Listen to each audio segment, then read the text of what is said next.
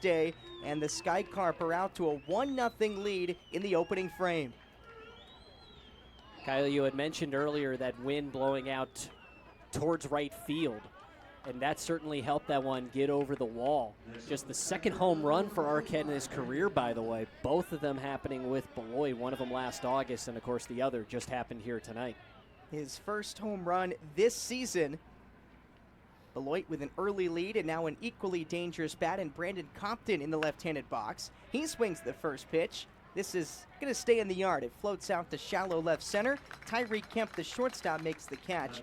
And there are two. And Arquette's been showing how aggressive he is. 2 plate appearances in 2 innings, and he's only seen 2 pitches and swung at both of them. He's liking what he's seeing out of the hand of Jones, who is now at 42 pitches through an inning and a third, or rather an inning and 2/3 now. So man still at first, now for Brandon Compton, a left-handed hitter. Righty, ready?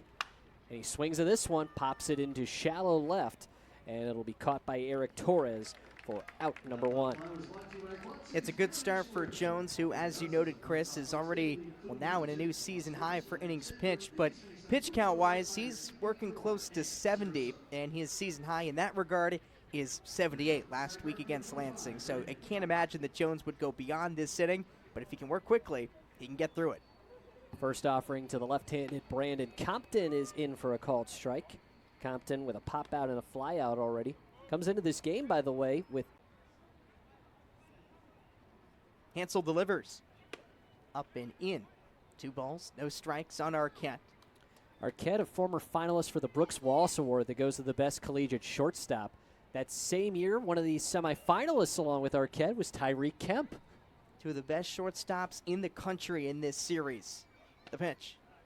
Just down and in, 3 balls, no strikes. For Hansel, this is his first relief appearance since his season debut on April 8th. Since then, he's been exclusively a starter. 3-0 to Arquette. Taking all the way, there's a fastball for strike 1.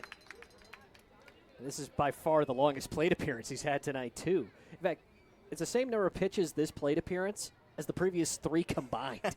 If one of them's a homer, it doesn't matter. The pitch. Fastball, knee-high, called strike 2. Back into the count is the former Sun Devil. Now, keep in mind, what game day would tell us for a strike zone is that ball 1 was actually perfectly placed on the low outside corner. So that frames what has happened in this plate appearance since. Here's the payoff pitch. Foul ball almost took out the man on deck, Brandon Compton. Arquette somehow got a piece of that pitch up near his hands and almost took out his teammate. That's why in high school, where sometimes they'll either let you or even tell you right ahead, just go ahead and take the other on deck circle behind the other team just because it's safer that way. Much safer that way, for sure.